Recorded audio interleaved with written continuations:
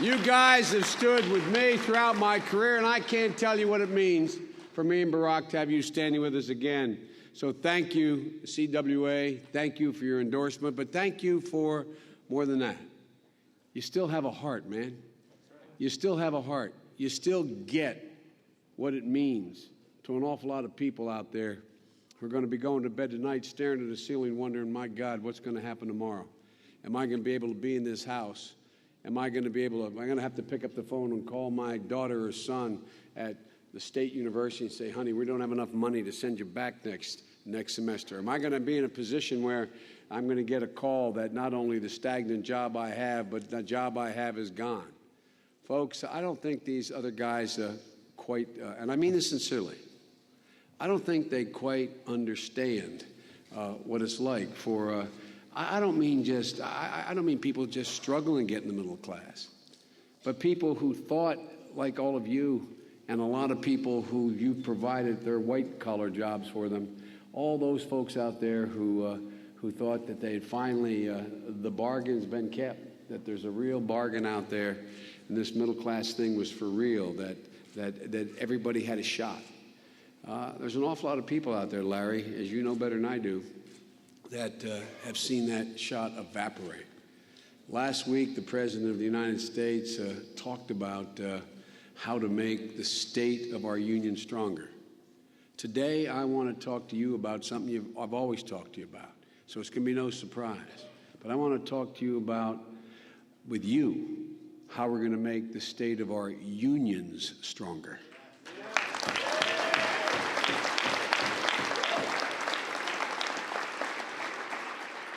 And how strengthening groups like the CWA is going to help bring back the middle class. When the middle class is strong, the whole country's strong.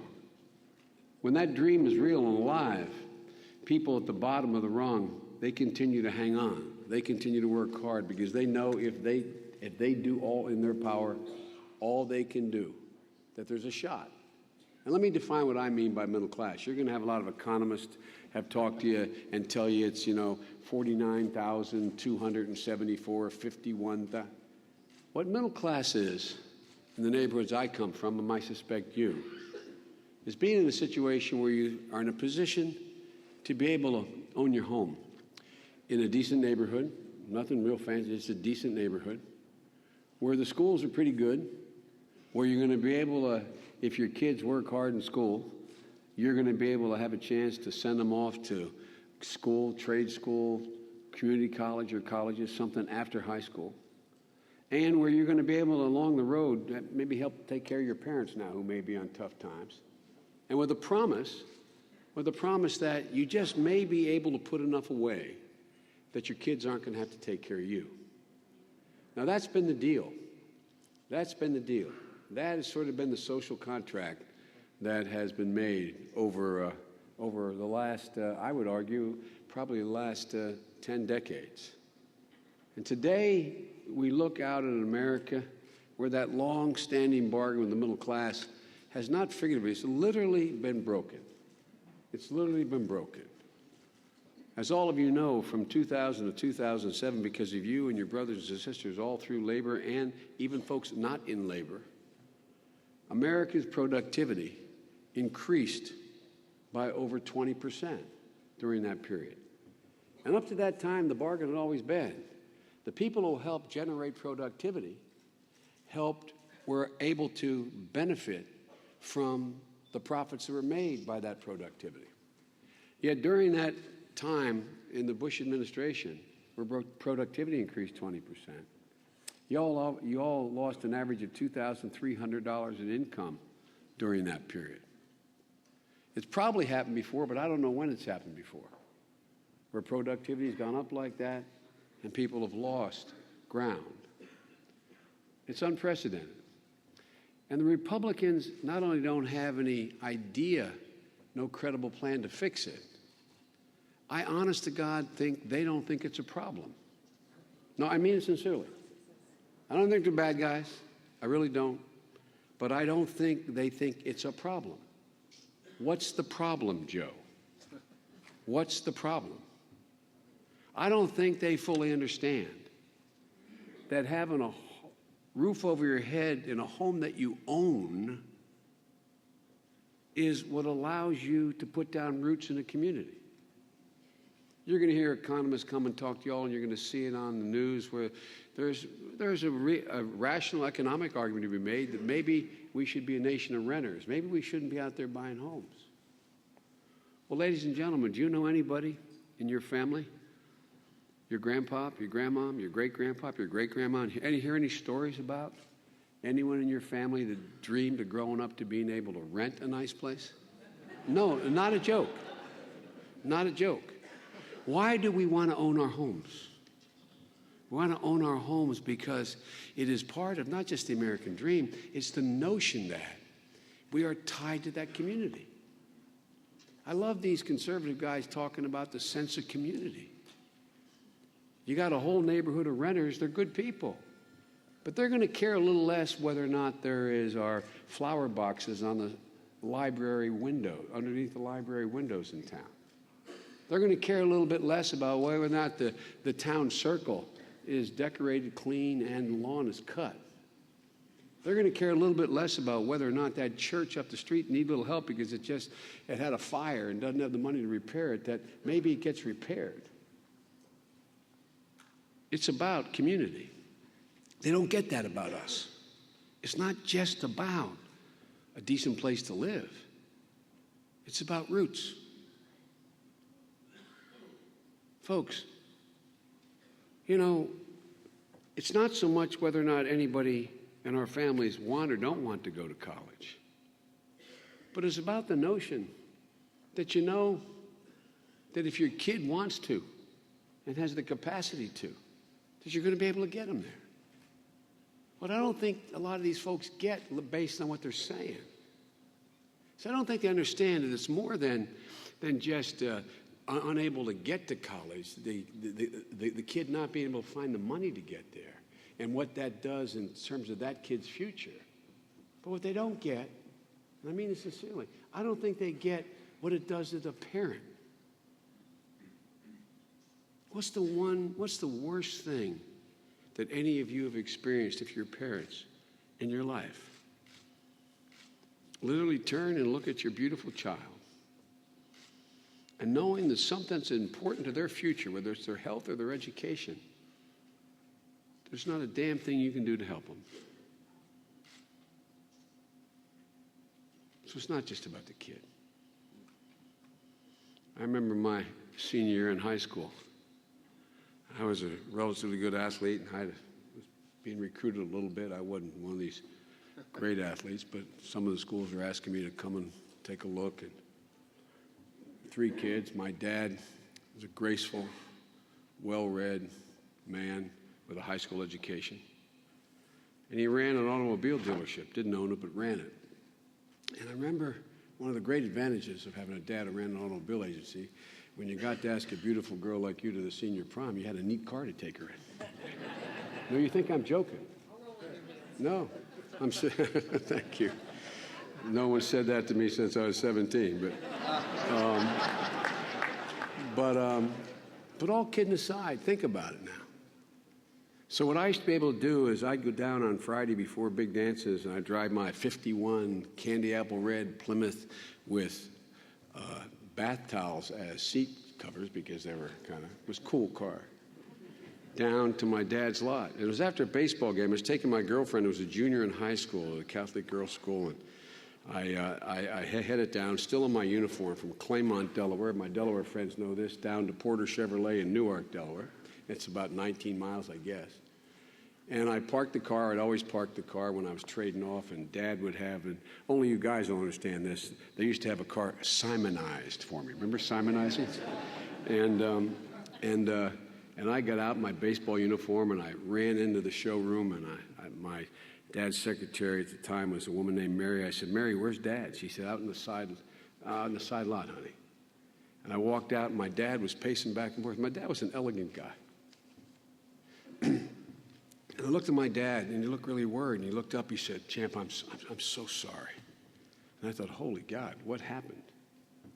What happened? I mean, I really wondered, did something happen to my mom? There was no cell phone, none of this stuff. I wondered what happened. He said, Joe, I went to some of the Delawareans. Remember, there used to be a bank called the Farmers Bank, a state-run bank. And they had a branch in Newark, and they were the ones that financed a lot of the cars. So my dad went to the Farmers Bank and see if he could borrow some money to help me get to college. And my dad looked up and said, Joey, I'm so ashamed, man. They said, no. I don't know what I'm going to do, pal. I'm so sorry. And then he said, I'm ashamed. Guys, that's what we're about, man. It's not just getting the kid to school. It's not just getting the kid help. It's not just, it is the parents. It's the people who have broken their necks. Now, he ended up figuring a way, and we ended up figuring a way. But at that moment, my father's image of himself was shattered in front of his son. You know, all kidding aside, the reason why I've always, shouldn't get so personal, the reason I've always loved you guys is we think like. We come from the same kind of place. And I didn't, by the way, I didn't come out, as much as Barack tries to make it look, I didn't come out of the coal mines in Scranton carrying a lunch bucket and hard scrapple Joe, and I didn't go through what a lot of you guys went through. I raised a typical middle-class family. But it's about values. It's not just about, my dad used to say, Joey, a job is about a lot more than a paycheck. Literally, it's about your dignity. It's about respect. It's about your sense of yourself, your place in the community, and your sense of whether or not you can provide, not just for yourself, but for your family. And again, I really don't think these guys are bad guys. I just think they come from a different, I don't mean a different planet. I know Newt wants a colony on the moon. I really do. I think they come from, at least in Canada, they come from a different experience. And instead of recognizing the bargain has been broken, and that when that's broken, it sort of undermines everything this country stands for. The Scott Walkers and the Rick Scotts and the John Kasages, they go out there and they look for a scapegoat. And they blame you guys. You've seen it for the last year and a half. They literally go out and blame the unions. And Mitch Daniels, who did the response to the President's State of the Union, he actually got passed the right to work for less law in Indiana. It's as if the Teamsters are the reason the country no longer works as a team, or the communications workers are the reason why Republicans won't talk to us. It's about, at its core, and I know I'm a broken record on this with you guys because I've gotten to talk to you almost every year. 10 years ago, I came to you and said, they've declared war on Labor's House. And you guys, some of you looked at me like, Larry didn't. Some of you looked at me like, yeah, that's Joe. There goes Joe. He's not a bad speaker. It's nice rhetoric. But they have. They declared war on Labor's House. And not because they don't like you. It's because you're the only gravamen of power left in America. You're the only one with the potential to organize, to turn the tide, to change the focus. You're the only counterweight out there to this change. The guy they love to quote, Abraham Lincoln, said, if any man tells you he loves America, yet hates labor, he's a liar. If any man tells you he trusts America, but fears labor, he's a fool. That was Abraham Lincoln.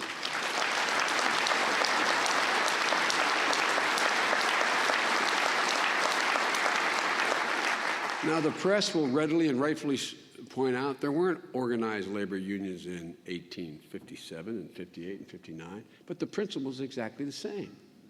It was people who built the nation by the sweat of their brow, by their hard work, by their absolute confidence in the promise that there's a shot. I'll leave it up to you guys. Well, look, let me put it this way. This GOP is not the party of Lincoln. They're clearly not the party of the middle class. This is not your father's Republican Party. And this is a different party. So, folks, the choice in this election is not only going to be stark, it's going to be absolutely clear. I believe we have an overwhelming advantage in this election. And it's not just because all of you. An advantage we haven't had in any election you've helped me win. And you helped me get elected to the United States Senate 7 times and vice president once. This is the first election in my career where the other party isn't hiding the ball. They're not pretending anymore. They're saying exactly what they believe. God love them, as my mother would say. Exactly what they believe. They're saying exactly what they want to do. By the way, I wish you guys would raise money so they could have 19 more debates.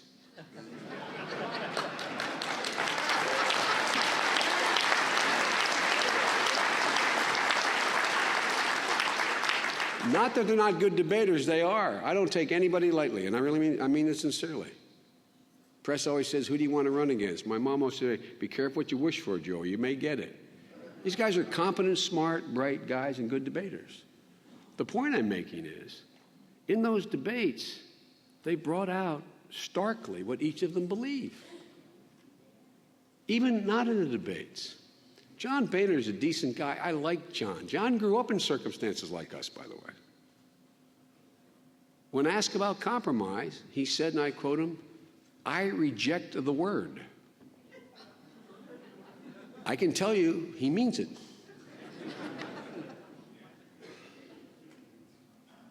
And he rejected another word too, the word labor, which was removed from the name of the House Education and Labor Committee. Kind of fascinating, isn't it? Symbolically, they felt it was important to remove the word labor from the committee. Leader Cantor, and you don't boo on this. I happen to personally, I actually like the guy. I mean it sincerely. He's been straight with me. I always prefer someone being straight up with me, man. He's been straight with me. He's smart. He has a fundamentally different view. He called the debt ceiling fight, which we were trying to negotiate, quote, a leverage moment. Taking our nation to the brink of default, getting our credit rating downgrading, tarnishing the full faith and credit of the United States, to a lot of those guys was just the ability to use leverage to get done what they couldn't get done through the normal legislative process. And my friend, the Republican leader, Mitch McConnell, said, and I quote, the single most important thing we want to achieve is for Barack Obama to be a one-term president. And then there's Mitt Romney and Newt Gingrich. I think they are slightly different in the sense that the first group of guys are about obstructing. I think these guys are slightly different. I think it's more than about obstructionism. I think they're laying out what they really want to believe and what they think the vision for their vision for the country is. Listen to these guys. Let Detroit go bankrupt. Let the foreclosure process run its course and hit the bottom. Poor people have no habit of working and have nobody around them who works, etc. I could go on and on. And believe me, I am not a guy who has not had occasionally, as the press will point out, engaged in a gaffe or here and two. But these aren't gaffes. These are beliefs. These are beliefs. Honestly, I don't know where to begin in talking about them. But I do know where it ends. It ends with Barack and me once again taking the oath of office on January 20th next year.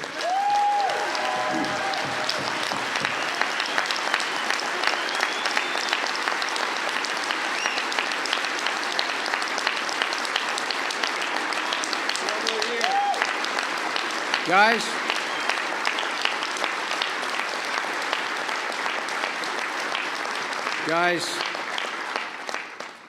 there used to be a mayor of Boston who actually passed away 4 days ago, Kevin White. Some of you guys from Massachusetts knew of Kevin White. Kevin White got elected, God love him, in 1970. He was the new phenom. He was the new super mayor. This is a guy who was sort of like the Democratic version of John Lindsay in New York in the 60s. This is a guy like, a lot of it like me in 72, or really, as the kid who gets elected, no one thought it, et cetera. Well, I was up in Boston in 1974 having the great honor, something I never thought I'd get, to be invited by Teddy Kennedy as a 30-year-old kid to address the Massachusetts Democratic dinner. And I'm in my hotel. I remember this vividly. I'm tying my tie and looking at the television and thinking, I don't know if I can do this. And on television comes, it was the local news. And Mayor White walked out of his, he was having trouble politically at the time, walked out of his office, and he got just descended upon by a horde of press. And they were essentially asking him, okay, wise guy, how you feel now? It was not those words, but that was the question. And I'll never forget what Kevin White did. He stood back and went like this. He said, folks, whoa. He said, don't compare me to the Almighty. Compare me to the alternative. Folks, America's about to get a clear comparison. I think about this in terms of what's clear, what's new, and what's at stake. The best way I've heard expressed what's clear in shorthand is Osama bin Laden's dead and General Motors is alive. That's the best way.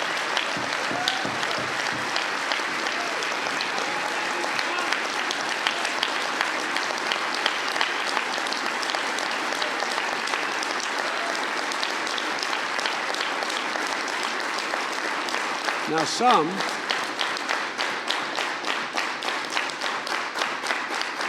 will say that Biden's playing on the success of the bin Laden. It's more than that. It's a metaphor. It's a metaphor for a lot more. What's clear is we inherited a world where 160,000 combat troops were fighting in Iraq with no political solution in sight. And what's clear is we kept our commitment and brought every one of those troops home by the end of last year.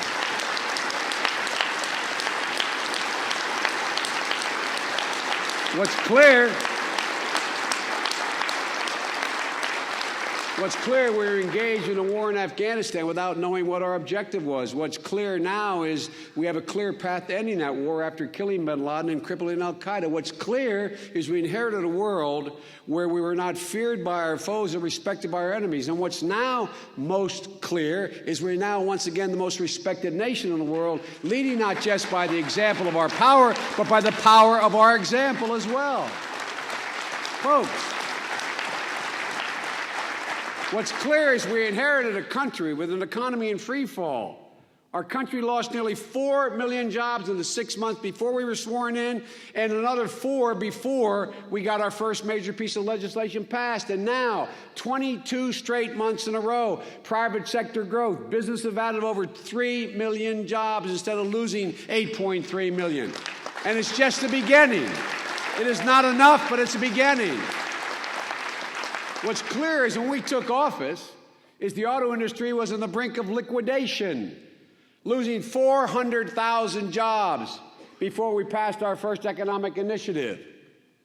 We insisted on reorganization, and since they came out of bankruptcy, they've created 170,000 jobs so far.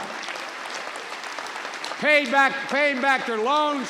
General Motors is #1 again in the world, and I just spoke with the chairman of the board of Ford, who said they're going to invest $16 billion in the next several years, all in the United States of America, that $16 billion. Hey, Michigan. Michigan. Still the best workers in America. What's clear?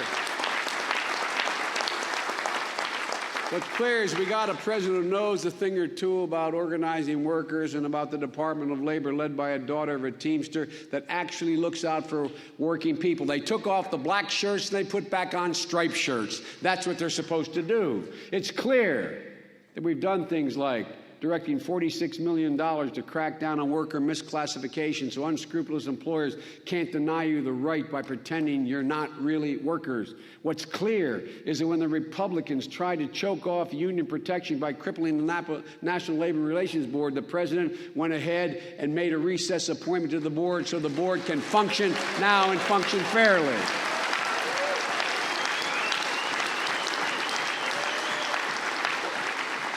That, among other things, is what's clear. Now, let me tell you about what's new. What's new is that jobs actually are coming back to America.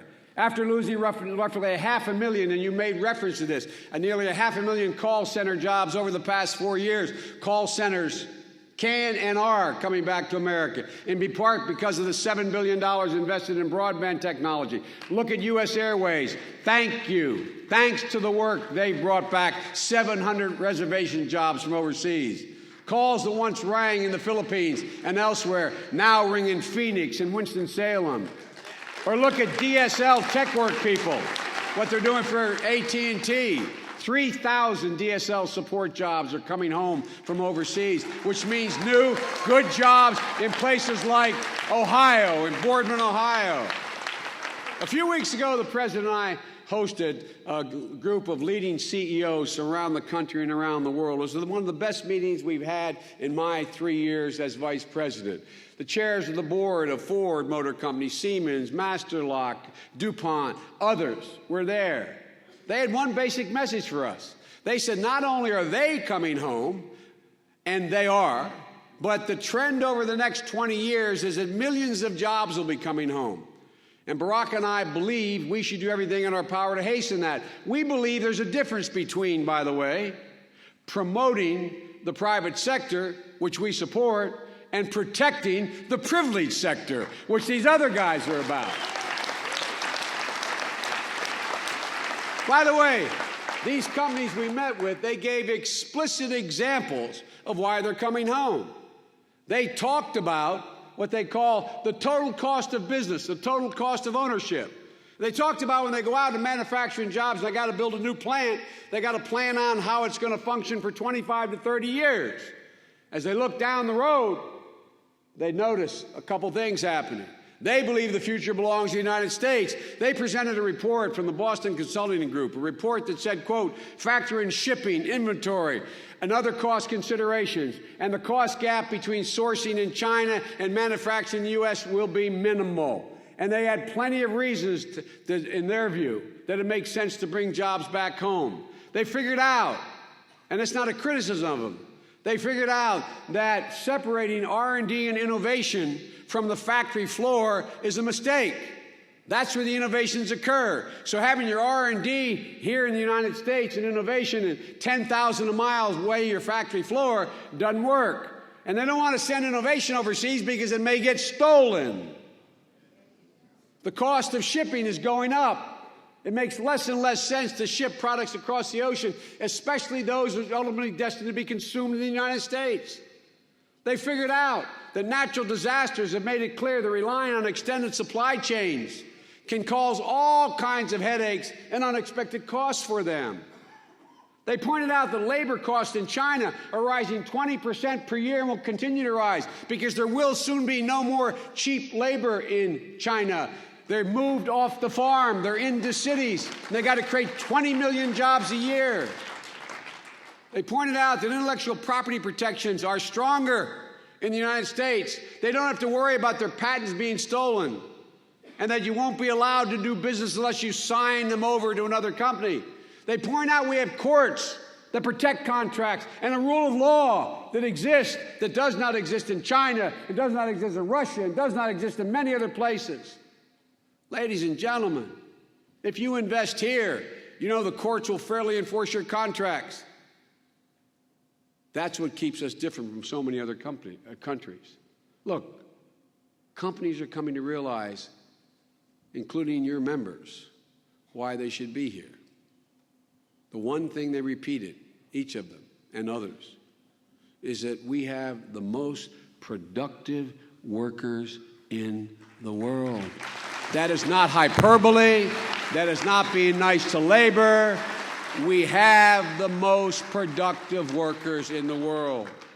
So, folks, pray God your kids are going to hear the word insourcing as often as you heard the word outsourcing. And, folks, again, look at GE manufacturing. Because of the quality of the CWA workers, hot water heaters that were being manufactured in China and refrigerators that were being made in Mexico are now being made in Louisville, Kentucky. And those jobs came home.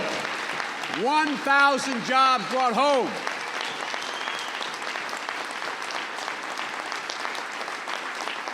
You guys know your people do it better, and now American companies know your people do it better. We want to tell even more stories like that. And if you gave me another 3 hours, I'd give you a whole bunch. But look, folks, that's why we're going to end the politics that has allowed companies to take tax deductions for moving overseas. Instead, we're going to give those tax deductions a new 20% tax credit, helping companies that move back to the United States. Folks, that's not the end of the world. That's not the end of the world. But that can make a difference. By the way, can you think of any other countries around the world that are giving tax breaks to their companies to leave to come to the United States? Maybe. I don't know. I don't know. Ladies and gentlemen, the fact of the matter is, the world is changing. The world is changing. I'll tell you what else is new. While we bring back jobs, and the most important reason to do it is to help the middle class. Folks, look. When our Republican friends talk about jobs, and they talked about this and we did the Recovery Act, they pointed out we could do a whole lot more jobs created if we, in fact, paid people the minimum wage. And we paid them $10 an hour. But guys, that's not what the middle class is about. That's not what builds the middle class. It's simple. You got to have and make enough money to be able to do the things that we talked about. Maybe own your home. Maybe send your kid to school. Maybe live in a safe neighborhood. Ladies and gentlemen, we heard the president saying at the State of the Union that, quote, we're going to give banks that were rescued by taxpayers a chance to repay the deficit of trust. I thought it was nicely phrased. And nobody really quite knew then, because he didn't have time to explain it, what he meant by that. But he explained it yesterday in Virginia. Here's what he meant. There are about 14 million, maybe some of you, Americans, who have paid their mortgage payment every single month, haven't missed a month. But they're paying at an interest rate based on their mortgage that they got initially of somewhere between 6 and some over 7%. And they could be paying at 3.5%. But because, and you know a lot of folks who in your neighborhood, of mine anyway, where I grew up, who are qualified, but because through no fault of their own, because two guys got a subprime mortgage in their block or one guy did, all of a sudden their home is underwater. They have missed a payment, but they either are underwater or just breaking even. So they go to the local bank, and the local bank says, sorry, Joe, I can't take a chance. I can't take that chance. So the president had a great idea. Here's what he meant by taxpayers return the trust deficit. By a very, very small fee, literally pennies on $100, for banks with assets over $50 billion, we can create a fund about $9 billion. The details are being worked out. We can create a fund that's large enough, doesn't cost the taxpayers a penny, and is very de minimis in terms of impact on bank profits, that allows you to go down to your local banker and he can no longer say, I can't take a chance, because this fund will back it up. Because the fund says, the experts are coming up with a number that says that if everybody who could possibly default on their mortgage were to default, the total exposure would be no more than that fund. You know what it means? It means $3,000 a year on average in their mortgage payments. Now, you guys know what I know in the house I grew up in and started off in as a young married man. $3,000 pays your gas for the whole year. $3,000 will allow you to pay which is sometimes a struggle to do, to pay your automobile insurance. $3,000 allows you to make sure your home is adequately heated or cooled depending on where you live. $3,000 matters to ordinary people. It's real money. It matters in terms of their lifestyle. And it takes a significant amount of pressure off. It doesn't solve all the problems, but it makes sense. And if you have $3,000 in the hands of 14 million more people and families, it also starts a virtuous spiral. What's new is we're going to demand basic fairness. That's why we're proposing that millionaires and billionaires shouldn't pay less in taxes than their secretaries. And look, folks, here's what you're going to hear. It's fascinating. I read some articles from some of the conservative press, bright folks. They said this small tax on millionaires, this is not going to solve poverty in America. This is not going to end our deficit. Who said it was? Let me tell you what it's about.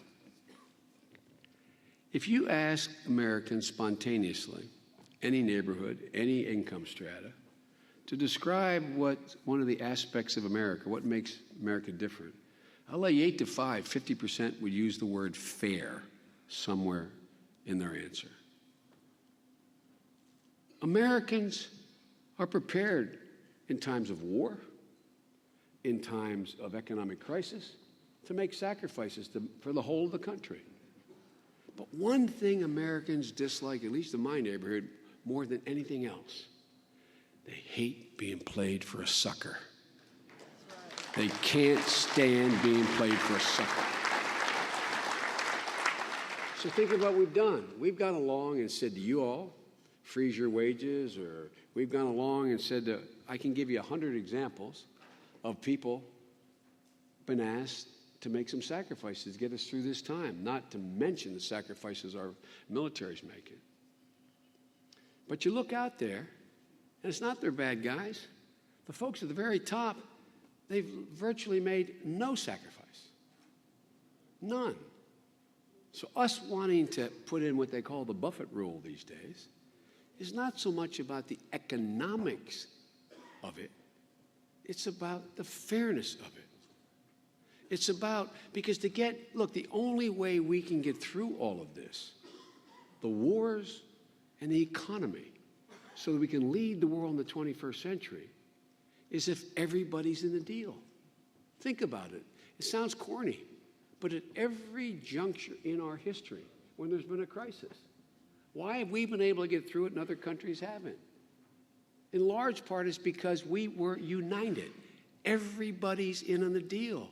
It's a shared responsibility. And part of getting people in the middle class and those aspiring to the middle class to reinvest with their heart and their head and their energy again is letting them know that they're not being played for suckers. It's about being fair. That's what this is about. It will, in fact, allow us not to have to make terrible choices like cutting Pell Grants, or will make us put us in a position we don't have to make terrible choices by getting rid of a college tuition tax credit for families struggling to keep their kids in school. It will allow us to do a lot of things, but it's not the monetary side of the equation that's so fundamental. It's just restoring the notion in America, which Americans, Republicans, Democrats, and independents, if you look at the polls, by a clear majority, don't believe anymore. They don't think the deck and the deal is on the level. That's why it's so important. You can't lead a great country unless everybody's in the deal and other people know the other guy's in the deal. Look, I could go on with what's new. Here's what's at stake. Nothing less than restoring the middle class and the nation's basic bargain. Tens of millions of Americans today, those in the middle class and those striving to get in it, don't have the confidence they previously had a generation ago, the ability to turn to their son and daughter in a time of crisis, look at them and say, honey, it's going to be okay. You think I'm exaggerating this? Go back to your neighborhood. Go back to your old neighborhood. Go to the guys and women you grew up with who are struggling and ask them whether they truly believe in their heart that they can turn to their kid and say, honey, it's going to be okay. You're going to end up doing better than I did. For the first time in a long time, the polling data shows a majority of people don't believe that anymore. That has been the heart, the soul of the economic engine of this country. People actually believing that they could do better. So folks, that's our simple goal. My goal, and we actually had this discussion when I joined the ticket, I give you my word. He said, what are you looking for? I said, I'll judge whether or not we've succeeded in our administration, one or two, whether people are able to turn to their kids and with some degree of confidence, say what my dad said to me. No good jobs in Scranton, moving to Wilmington, Delaware, comes up in the bedroom of my grandpa's house, sits at the end of the bed. I remember it vividly. It wasn't tragic. I just remember it. Saying, Joe, I'm going to move away for a year. I'm going down to Wilmington. Uncle Frank's down there. That's where he spent from grade school to a senior in high school. His father's with the American Oil Company. So there's jobs down there, honey. It's only 157 miles away, and I'll come home. I'll come home almost every weekend. When I get a little bit money, I think I get a better job, I'm going to bring you, Mom, Val, and Jimmy down, and we'll have a nice place. Well, I was disappointed as hell. But my dad looked at me, and he said, it's going to be okay. He actually believed it was going to be okay. He didn't, woe is me, why do I have to move, this is awful.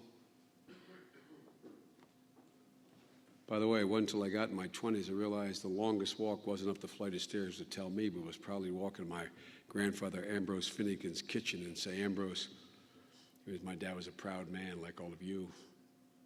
Ambrose, can you keep Jean and the kids for a year or so? I promise I'll pay you back. That's a hard thing for a man or woman to ask. But he believed it would be okay. I don't think there's nearly as many people in that same neighborhood who, if they have to make that same walk, have the same confidence my father had. And so, folks, that's the objective here. That's what you guys are about. Your fellow workers being able to turn to the kids and say, honey, it's going to be okay.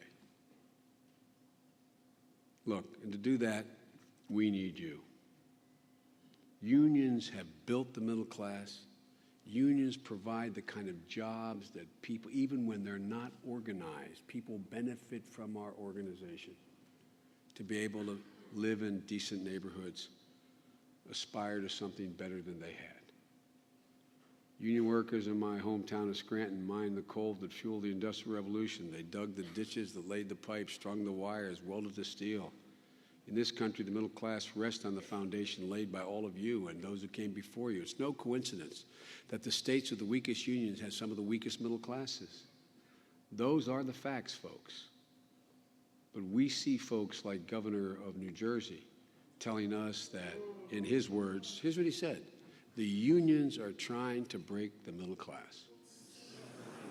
We both went to the University of Delaware. He had a different history professor than I had. Let me offer another correction.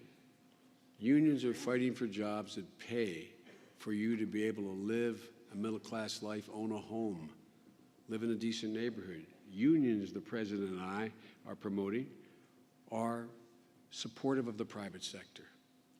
They're not opposed to the private sector. They build the private sector. These other guys, too many of them are about, as I said, protecting the privileged sector. Listen how they describe their attempt to disqualify kids getting to college. Listen how they describe their attempt to give responsible homeowners a chance to refinance. Listen to how they describe our attempts to inject fairness and shared responsibility in the tax code. They call it the politics of envy. They call it class warfare. Some of them refer to the president, which I find degrading, as the food stamp president. Governor Daniels, in his response to the State of the Union, called the speech trickle-down government. Look, these guys fascinate me. All you have to do is take a look at the things they call free enterprise, the free market, and what they call trickle-down government. When we came to office, there was a consensus among most Republicans as well as Democrats. It's okay to take $60 billion in taxpayers' money over 10 years and give it to the banks as a fee. And they're fair. There's nothing wrong with the banks getting the fee. Give it to the banks that made a fee to lend money to students to go to college, to process a loan. So we came along and said, we're really for free enterprise too. Wouldn't it make a lot more sense to take that $60 billion, eliminate the middleman, and give it directly to the students out there? You know how many Republicans voted for that? They call that trickle-down government. Not one voted for us to be able to do that. We did it. Now there's $40 billion in loans for Pell Grants for poor kids to get to school so they don't have to remain poor. The list goes on. When we talked about cutting 94% of the taxes cutting for 94% of the American population, their taxes, with a payroll tax, they said we couldn't afford it.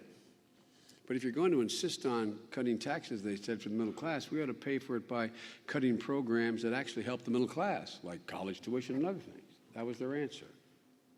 But then when I asked the question in those meetings we had, how are you going to pay for the Bush tax cut, which is $800 billion as opposed to $150 billion? They said there's no need to pay for that. Literally. No. Not a joke. Think about it now. No need to pay for that. They're job creators. There used to be that expression, what is one man's meat's another man's poison? Their free enterprise, in my view, is about privilege. What we think is a free enterprise, they call trickle-down government. We're going to let the American people decide this. Alternative energy. Government intervention, they call it, picking winners and losers that provide seed money for solar, battery technology, et cetera. But free market capitalism, when we continue to shell out $54 billion to oil companies to encourage them to drill, when one of them made over $40 billion, and combined they made over $110 billion last year. That's free enterprise. If you took that $45 billion and tried to encourage new energy, natural gas, alternative energy, that's picking winners and losers. But what do you call picking the oil industry to continue to give them what may one day have been necessary? Folks, they can't have it both ways. We can't let them have it both ways. Because what we're trying to do is give the middle class a break, give our economy a boost, replace yellow dog contract with an honest-to-God social contract. I came to Washington when I was pretty young. I came with a sense of purpose. I came with a sense of idealism and optimism. But notwithstanding everything that has transpired since I've been here, I promise you I'm more optimistic about the future of this country than the day I arrived. And I'm optimistic because I have overwhelming faith in the resilience of the American people and because I know the history of the journey of this country. Whenever you've given the American people a challenge and a chance, they have never let their country down. It may sound strange, but in the neighborhood I come from, people are tired of being tired. They're tired of being tired. And they're ready to stand up. They're ready to fight back. They're ready to rebuild their lives, their prospects in their country. I think it was said best by a sign I saw during your Verizon strike. The sign said, "Can you hear us now?" Well, ladies and gentlemen, despite harassment and intimidation, they heard you in Brooklyn at Cablevision. They heard you at T-Mobile in Connecticut. They heard you at AT&T Mobility in Puerto Rico and the western states. They heard you in CenturyLink in Florida. They heard you in Piedmont. They heard you in the Continental. They heard you every time you spoke out. And now they got to hear us again. It's time to restore the middle class, and you're the guys to do it. God bless you all, and may God protect our troops. Thank you.